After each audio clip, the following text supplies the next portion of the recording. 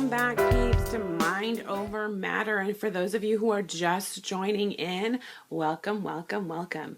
I am here with a quick Dollar Tree haul. I know I am going to get so many comments about me being MIA since March, but the school year gets completely crazy at the end of the year, and I had to pack up my classroom, and we had a field trip, and yes, I have moved grade levels again, my friends. I am going back to third, and so in keeping with my superhero theme, I have picked up a few really awesome deals at Dollar Tree to help. The great thing about this year is that I will have a partner in crime. I will actually be teaching reading language arts, and my partner will be teaching math, science, or social studies. And that is amazing to me. It's a first time for departmentalizing for our grade level. And I'm really excited about it because at this point, I can truly focus on one subject or two versus 5 in the entire day, and then having to manage everything else in the day.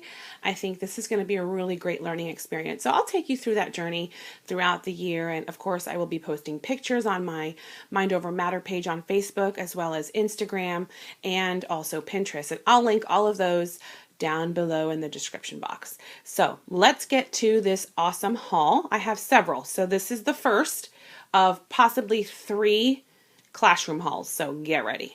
All right. So the first couple of things, I'm going to actually start from behind here. Since I will be teaching reading language arts, I thought that this would be a really great poster. I found this at the Dollar Tree. The best part about Dollar Tree posters is that there's 2 posters. There's not just one, there's 2. And in between, if you flip the poster over, I'm not going to pull it out now, but inside there are activities and different things that you can make copies of. But I love this because I can put up 2 posters and the students can really use them throughout their writing. I plan to put this in a writing center. And this will probably just be up in the classroom when discussing language arts throughout the school year. The great thing is, I'm just super excited, is that I actually have a language arts block. I have 90 minutes for my guide, for my reading, my whole group reading and my guided reading, but then I have 30 additional minutes to really focus on writing, the writing process, grammar, and all that amazing stuff. So this is where this poster is going. I apologize if I'm moving things around. My little puppy's with me today. All right, sorry about that, guys. Okay, so I also have this amazing poster, Good Readers Habits. Look it up, picture it, use your brain, power it, connect it, goal. I just love this, and it's in the shape of a book. I love, love, love, love. And I like this one because I can put it up somewhere in the reading corner, so that it just gives the students, something to look at while they're selecting a book, and it just kind of gives them that motivation to what reasons we read, why we read.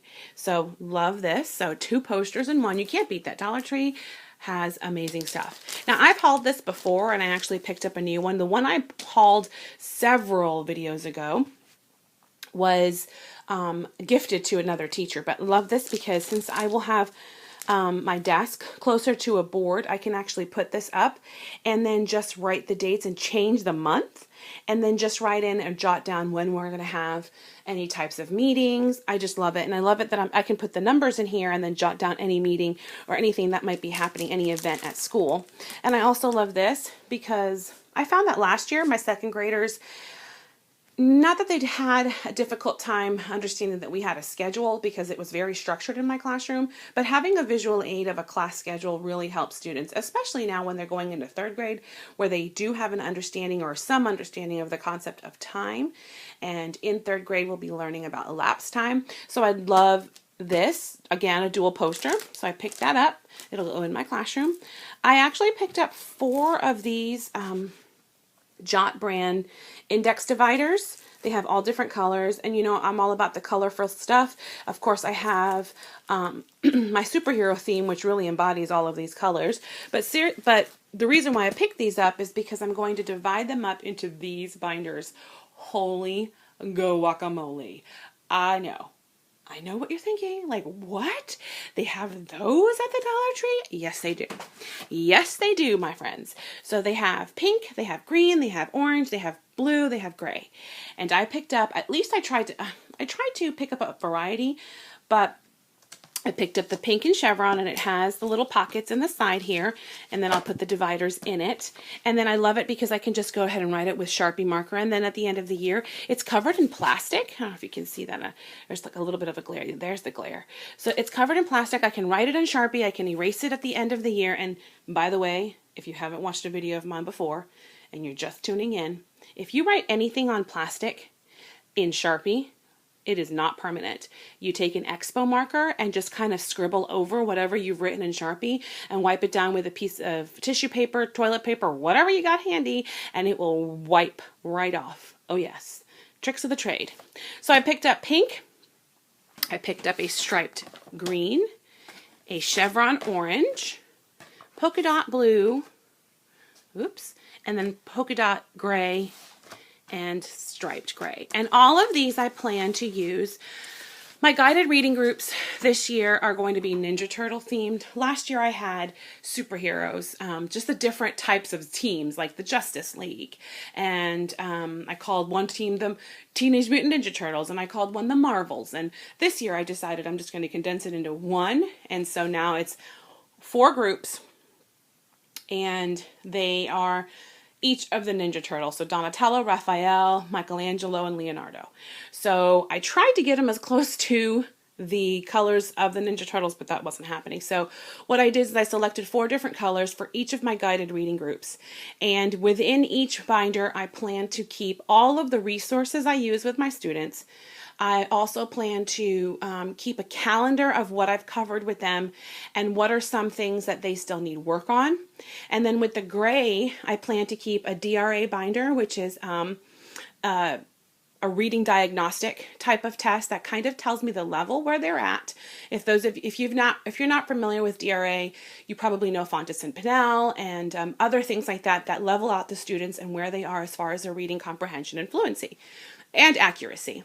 And then my other one, I will plan to keep my running records. So that is what I plan to do with those binders, and I will actually do a DIY or a tutorial on how I put those all together and what they look like. And if I happen to create something for each binder, I will link it in the description below for that video. If not, if I find something online that I really liked and I purchased it, I can give you the link and you can go on and see if you like it and then purchase it, or make something on your own. That'd be awesome too. Okay, so moving on from the binders, I also picked up these 4 magnetic clips, and they're really used to do, and this I've never seen, and they're not even a dollar store brand, to be honest, guys, but it's a to-do list clip. It's a magnet. Yes. Oh, yes. So I picked up pink, I picked up purple, I picked up yellow, and I picked up like a teal green. And the reason why I picked them up, first of all, they were cute. Second of all, they look like masks around eyes. And I mean, it's screaming superheroes, like seriously screaming superheroes. But I love the idea of having these in my classroom up on my magnetic board next to my smartboard. And of course, I'll take you through a tour of what I'm doing in my classroom, how I'm setting up. But at the front of the room, you have your standards. You have what's called the common board. And it basically states what standard you're covering, the scale of where the students are progressing within that standard. And of course, you have other things in the front, like homework and things like that. But since I'll be teaching English language arts, I thought I would get these awesome magnets, and instead of using a paper arrow, which is what I've always used, to mark where we are on our scale and how we're progressing in our standard, I thought it would be awesome to just move these eyes. So it's kind of like, look, this is where we are now. So I thought that was kind of neat. I know, I'm just crazy, but I thought it was pretty cute. I think is kind of innovative in a way, because it'll give the students a really good way to remember, oh, here I am. And of course, if administrators walk in, or if I have a parent come in, or I have a conference, or I have a colleague come in, it's very easy, very visible. It's very, my whole point was it's easy to find and easy to kind of mark where we are. Okay, so moving on. I found these and I wish I would have picked up the other colors. They had them in orange and pink, but I really didn't have an idea of what I wanted to use them for.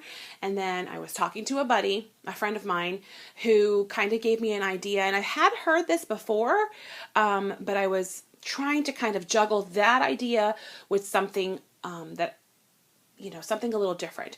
So I'm creating a makeshift bulletin board in my classroom, and I want the bulletin board to be very interactive with the students. And I've seen so many of these versions on Pinterest where students actually write on a sticky note what they learned that day. And because it's a sticky note, it's a board that's like what stuck with you today.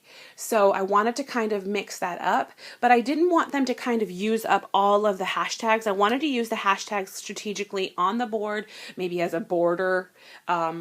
You know what? That's a good idea. I just gave myself an idea. I'm going to use these as the border for the bulletin board, but the students are actually going to use either a silver marker or a black marker, depending on what color paper I use. And it'll be a graffiti board.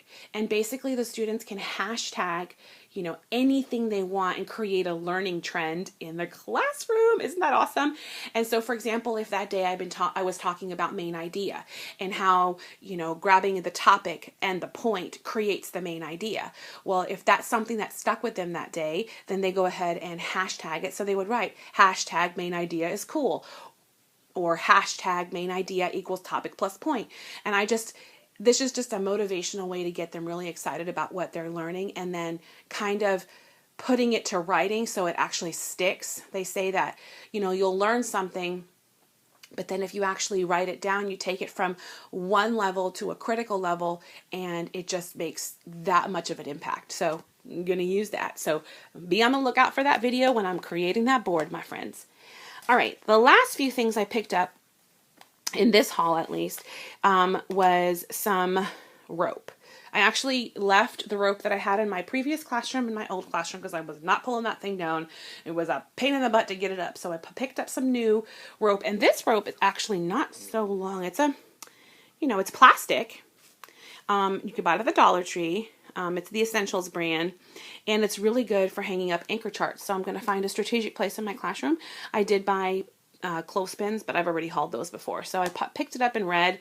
I had it in green, but I thought the red would stand out a little more wherever I placed it. And plus, if there's extra left over, I can actually share it with my intern who rocked it and got a job at the same school I'm at. So I'm really excited to have her on board. She'll be in a different grade level, but I can share some of that material with her. The next thing is 2 of these. Guys, it's really hard to find these at the Dollar Tree. I'm always on the lookout. It's also by the Jot brand. They're jumbo pencil cups. And I find the last few years, my pencil cups have been destroyed. They just look dirty and dingy. And I bought them at Target, I want to say. So I found these and I'm like, you know what? I'm going to see how well this works. I used to have a cup, and then I had a skinny little basket. So one was sharpened pencils and the skinny little basket held broken pencils. But I feel like if I have 2 baskets, this will probably be a little easier. So one basket will be sharpened pencils, and in between the baskets on a small table, there'll be a little drawer or compartment, little type of container that holds pencil cap erasers. So it'll separate the sharpened and the dull or broken so that they don't get mixed up. Let's hope. So we'll see how that works. So those were only $1 each. And then last but not least, I picked up 6 of these containers. Now, these are really cool. They're small. I'm going to stick my hand in there so you can kind of gauge how big these are. They're plastic lid, love it. They have the little hooks on the side to keep it closed. My whole hand can fit inside of it, so just kind of give you an idea. I have crates in my room that keeps my students' binders and other materials that we use for cooperative learning in one center. And I absolutely love it. So what I plan to do with these is that this is going to be where everything is housed as far as group or cooperative work. Markers, colored pencils, crayons, everything they're going to use as a group is going to go in this box.